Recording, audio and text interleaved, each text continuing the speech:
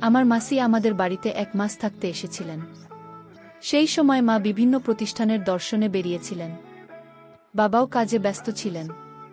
ওই সময় আমি মাসির সাথে বাসায় একা ছিলাম। মাসির সৌন্দর্য আমার চোখে স্থির হয়ে গিয়েছিল। একদিন রাতে আমার শরীরে কারো হাত অনুভব করলাম। ঘুম থেকে উঠে দেখি মাসি আমার পাশেই ঘুমাচ্ছেন। এই বলে মাসি আমার হাতটা এমন জায়গায় নিয়ে গেল যে আমি নেশাগ্রস্ত হয়ে পড়লাম আর গান হারিয়ে ফেললাম। তারপর মাসি আমার সাথে সারা রাত। বাকি ঘটনাটি গল্পতেই বলছি। আমার নাম সাগর। প্রতিদিনের মতো আজও আমি সন্ধ্যায় জিম থেকে ফিরে বাসায় এসে দেখি মেসো মাসি ঘরে এসেছে। আমি তাকে দেখে খুব খুশি হয়েছিলাম। মেসো প্রায়ই তার কাজের সূত্রেই আমাদের শহরে আসছেন। তারপর তিনি আমাদের বাড়িতে আসতেন। কিন্তু মাসি তার বিয়ের 4 বছর পর প্রথমবার আমাদের বাড়িতে আসেন। মাসি আমাকে দেখামাত্রই আমার কাছে চলে এলেন। সে আমার মাথা ছুঁয়ে বলল, আরে সাগর, গত 4 বছরে তুমি কত বড় হয়ে গেছো। আমিও মাছের খোঁজ খবর নিচ্ছিলাম। এমন সময় পিছন থেকে মেসো এসে আমাকে বললেন মেসো তার বাসায় যাওয়ার জন্য প্রস্তুত হলেন। আমি ভেবেছিলাম মেসো মাসি অন্তত 23 দিন আমাদের বাসায় থাকবেন। কিন্তু মাসি আমাদের বাসায় থাকতে থাকতে মেসো চলে যেতে লাগলেন। আমরা সবাই মেসোকে তার গাড়িতে উঠিয়ে দিয়ে বাড়ি ফিরলাম। রাতে মা মাসির সাথে তার ঘরে বসে গল্প করছিল।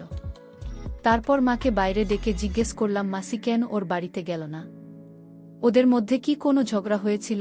মা বলল না, সাগর মিশর কিছু কাজ ছিল, তাই তিনি আমাদের বাড়িতে বেশিক্ষণ থাকতে পারেননি। আর তোমার মাসেই শহরের একজন ডাক্তারের কাছে 1 মাস ধরে চিকিৎসা নিচ্ছেন এবং তিনি আগামী 1 মাস আমাদের বাড়িতে থাকবেন। এটা তোমার জন্য আনন্দের বিষয় হবে, কারণ এখন আমি আমার বন্ধুদের সাথে যাচ্ছি। এমন পরিস্থিতিতে তোমার খাবার দাবারের সমস্যা হতে পারে, কিন্তু এখন আর দাসী খুঁজতে হবে না। তোমার মাসি ঘরের সব কাজ করবে। মনে করলেন এই ব্যাপারটা ঠিক আছে, তাই আমি আমার রুমে চলে গেলাম। মাসি কোনো চিকিৎসার জন্য এসেছেন? আমি এটা জিজ্ঞেস করিনি। মাসির আগমনের আগে মা কলোনির এক বন্ধুকে নিয়ে মন্দিরে যাওয়ার পরিকল্পনা করেছিলেন। তার যাত্রা হবে 2 দিনের মধ্যে। এখন সে কয়েকদিন বাড়িতে থাকবে না এবং এটা সে মাসিকে আগেই জানিয়েছিল।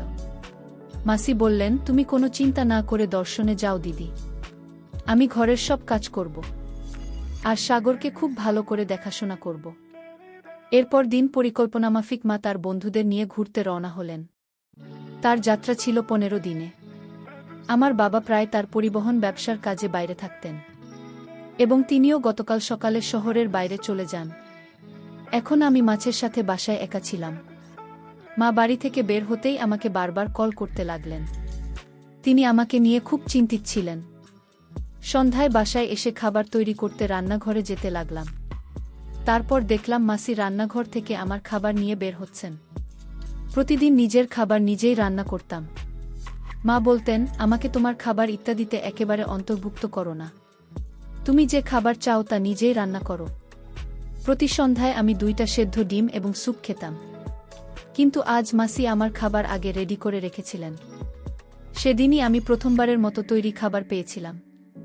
আমি মাসিকে জিজ্ঞাসা করলাম তিনি আমার ডায়েট সম্পর্কে কিভাবে জানলেন এবং তিনি উত্তর দিলেন যে তিনি বিকেলে আমার রুম পরিষ্কার করতে গিয়েছিলেন এবং তিনি সেখানে আমার সম্পূর্ণ ডায়েট চার্ট দেখেছেন, যেটিতে কোনোদিন কি খাবার সবই লেখা ছিল। আমি বললাম, বাহে মাসি, আপনি তো খুব স্মার্ট। আমি খুব খুশি হয়েছিলাম, কারণ আমি তৈরি খাবার পেয়েছি। আমি মাছের প্রশংসা করলে তিনি হাসলেন। পরের 2 দিন এভাবেই কেটে গেল। প্রতিদিন আমার ব্যায়ামের চার্টও পড়ার সময় মাসি আমার জন্য সময়মতো খাবার তৈরি করতেন এবং আমি ঠিক সময়ে সবকিছু পেতাম। 2 দিন পর মায়ের কোল। আমি মাকে বললাম, মা, এখন বারবার ফোন করেও না। গত 3 দিনে তোমার কাছ থেকে 10টা ফোন এসেছে। তুমি আমাকে নিয়ে চিন্তা করা বন্ধ করো। মাসি আমাকে আমার ডায়েট থেকে খাবার সবই ঠিক সময়ে দিচ্ছেন। এখন তুমি আমাকে বারবার কল করবে না। আমায় নিয়ে চিন্তা করার জন্য মাসি আছে। সেদিনের পর থেকে মা আমাকে কল করা বন্ধ করে দেন। কখনো কখনো তিনি 1টি বা 2টি মেসেজ পাঠাতেন। সেই রাতে মাসি আমার রুমে এলেন। তিনি বললেন, আজ ঘুমাতে পারছি না। মাসি আমার সাথে কথা বলতে লাগল। কথা বলতে বলতে আমি মাসিকে জিজ্ঞেস করলাম, তোমার কি চিকিৎসা চলছে? এ বিষয়ে মাসি বলেন, মা হওয়ার বিষয়। আমি তাকে আর কোনো প্রশ্ন করিনি। তারপর হঠাৎ বিদ্যুতের মতো একটা বিকট শব্দে মাছি ভয় পেয়ে গেলেন। ভয় পেয়ে মাছি আমার কাছাকাছি আসতে লাগলেন। আমি একটু লজ্জা পেলাম, কারণ মাছির বয়স কম। আমি ভাবলাম মেয়ে মানুষ একটু ভয় পাবে, এটাই স্বাভাবিক। তারপর তাকে সান্ত্বনা দিলাম। আমি তার থেকে নিজেকে দূরে সরিয়ে বললাম, মাছি তুমি তোমার ভাগ্নের মাছি, এই ছোট কণ্ঠে ভয় পাও কেন? আমি হেসে মাছের সাথে কথা বলছিলাম, কিন্তু তিনি আমার দিকে অন্য দৃষ্টিকোণ থেকে তাকিয়েছিলেন। তার চাহনি দেখে আমি নিজেই লজ্জা পেতে লাগলাম এবং চোখ নামিয়ে নিলাম। আমি বললাম যে আমার খুব ঘুম পেয়েছে এবং তাকে ও তার ঘরে গিয়ে ঘুমাতে বললাম। সকালে নিজের সময় মতো কলেজের উদ্দেশ্যে রওনা দিলাম।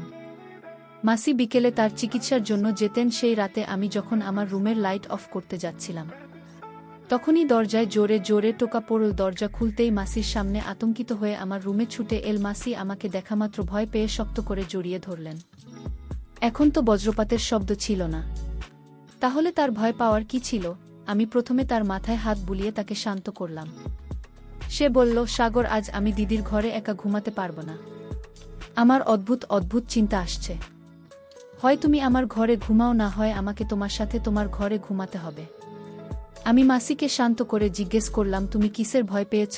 এই বিষয়ে মাসি বললেন, আমি যে ডাক্তারের কাছ থেকে চিকিৎসা নিচ্ছি, তিনি আমার সঙ্গে কি করবেন বলতে পারবো না, তাই আমি ভয় পাচ্ছি। আর আমার মাথায় বারবার অদ্ভুত ভাবনা আসছে, যেন সেই ডাক্তার আমাকে এই কথা বলল।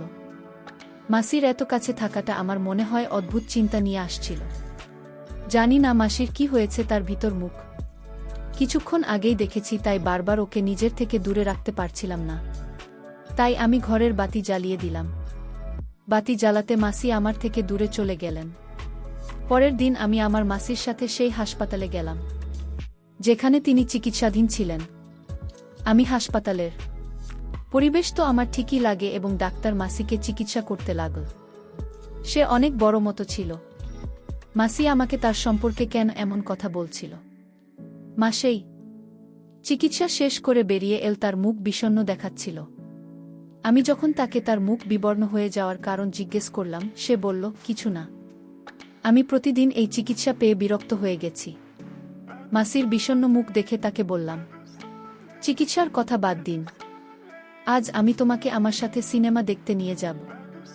আমি ভাবলাম সে একটু ঘুরবে কি না, তাহলে হয়তো সে কিছুটা স্বস্তি পাবে, কারণ গ্রামে সিনেমা হল কোনো জিনিস ছিল না এবং মেসো মাসিকে খুব একটা বেড়াতেও নিয়ে যেতেন না।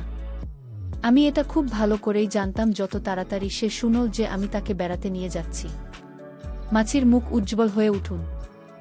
অর্ধেক মুভি দেখার পর মাসি আমার হাত ধরে কিছুক্ষণের মধ্যেই আমার কাঁধে মাথা রেখে ঘুমিয়ে পড়লেন। বাসায় আসতেই মাসি বললেন, সাগর, আজকে তুমি আমায় একটা স্মরণীয় দিন করে দিল, আমি এই দিন ভুলব না। তিনি আরও বললেন, আজ মনে হচ্ছিল আমি নিজের সাথে না, আমার প্রিয়জনের সাথে গেছিলাম। মাসের কথা বলা বন্ধ করে দিন। কিন্তু আমি বুঝতে পারলাম প্রিয় বলতে কি বোঝাতে চাই। আমি তোর কথা এসেছিলাম এবং তাকে বাড়িতে রেখে আমার জিমে চলে গেলাম। আমি জিম থেকে ফেরার সাথে সাথে রাতের খাবার খেয়ে স্নান করতে গেলাম। স্নানের পর রুমে গান শুনে মনকে সতেজ করছিলাম। তখন হঠাৎ মনে হলো আমার রুমে বা বিছানায় কেউ একজন এসেছে। আমি চোখ খুলে দেখি মাসি আমার সামনে দাঁড়িয়ে আছে। মাসি আমার সামনে অন্যরকম অবস্থায় দাঁড়িয়েছিলেন, প্যান্ট শার্ট পরে দাঁড়িয়েছিলেন। মাসিকে এমন দেখা মাত্রই আমার অবস্থা খারাপ হয়ে গেল। তখনই আমি ওকে আমার থেকে দূরে ঠেলে দিয়ে বললাম, মাসে কি করছিলেন? মাছি উত্তর দিলেন, সাগর, তুমি প্রতিদিন এত পরিশ্রম করে জিম থেকে ফিরে আসে, আমি শুধু তোমার পরিশ্রম বা কষ্ট দেখছিলাম। ভালো না লাগলে দুঃখিত বলে মাসি আমার দিকে পিঠ ফিরিয়ে দাঁড়ালেন। আমি বললাম, মাসি, আপনার ভাগ্নের পরিশ্রম দেখার অধিকার আপনার আছে। আপনি হঠাৎ এসেছিলেন, তাই আমি একটু ঘাবড়ে গিয়েছিলাম। মাসি কখনো আমার প্রশংসা করতে ক্লান্ত হননি।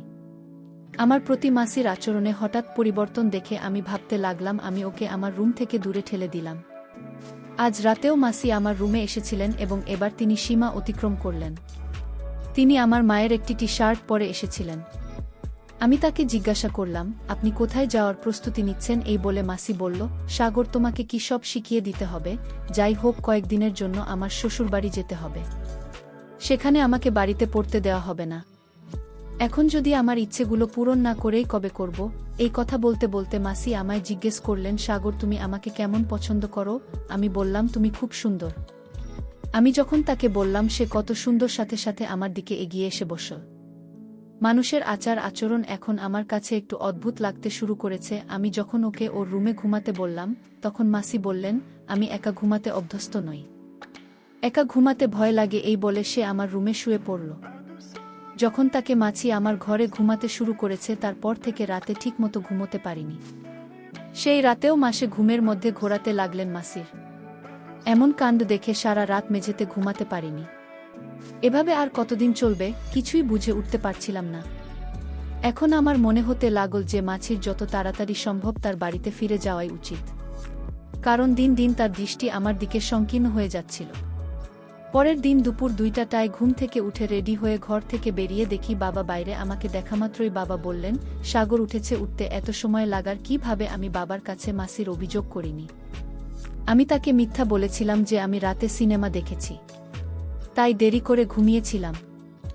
বাবা বলল, ঠিক আছে। ও খাবার খেয়ে বিশ্রাম নিতে চলে গেল। বাবা বাড়িতে এলে কিছুটা স্বস্তি পেলাম বা বিশ্রাম নিতে রুমে চলে গেলেন। ঠিক তখনই মাসি আমাকে খাবার টেবিলে খেতে বসিয়ে দিলেন।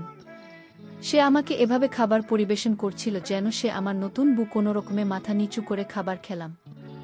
সেই রাতে আমি ভালো ঘুমিয়েছিলাম, কারণ বাবা বাড়িতে ছিলেন বলে মাসি আমার রুমে আসেনি। রাতে বাবা আমার রুমে শুয়েছিলেন। পরের দিন বাবা নাস্তা করে চলে যাওয়ার সময় বাবা বললেন, আমি 4 দিন পর বাড়ি ফিরব। মানে বাবা বাড়িতে এসেছেন মাত্র 1 দিনের জন্য। বাবা, তুমি 4 দিন বাড়িতে থাকবে না? এ কথা শুনে মাসির মুখের ভাব বদলে গেল। সে হঠাৎ অদ্ভুত চোখে আমার দিকে তাকাতে শুরু করল। বাবা চলে যাবার সাথে সাথে আমি আমার রুমে গেলাম জিনিসপত্র সংগ্রহ করতে, সবকিছু জোগাড় করে। যখন হলে এলাম তখন আমার পরনে ছিল একটি মাত্র জুতা। ঠিক তখনই মাসির চিৎকারের আওয়াজ শোনা গেল। তার চিৎকার শুনে আমি দৌড়ে সেখানে যাই। সাগর, তাড়াতাড়ি ভিতরে, সে আমাকে বাঁচাও। মাছি বারবার এই কথা বলছিল। তার চিকিৎসা এখনো কয়েকদিন বাকি ছিল, তাই তার কিছু হতে পারে এই ভয়ে আমি খুব ঘাবড়ে গিয়েছিলাম। তারপর সোজা বাথরুমে ঢুকলাম। যে আমি বাথরুমে গেলাম সেখানে আমি গরম জলের বাষ্প দেখিনি, গিজার লিক হতে দেখিনি। সেখানে আমি এমন কিছু দেখেছি যা আমার দেখা উচিত হয়নি মাসিকে। আমি এমন অবস্থায় দেখলাম যে অবস্থায় তাকে দেখা আমার উচিত ছিল না। আমাকে এখান থেকে যেতে দাও। আমি তাকে বললেও মাসি আমাকে ছাড়তে রাজি ছিলেন না। তখন আমি বললাম, এখন আমাকে ছেড়ে না গেলে আমি মাকে ফোন করে সব খুলে বলবো। আমি মায়ের নাম নেওয়ার সাথে সাথে মাসি আমার থেকে মুখ ফিরিয়ে নিয়ে বলতে লাগলেন, সাগর প্লিজ, দিদিকে কিছু বলবে না। এবং সে আমাকে মিনতি করতে লাগল।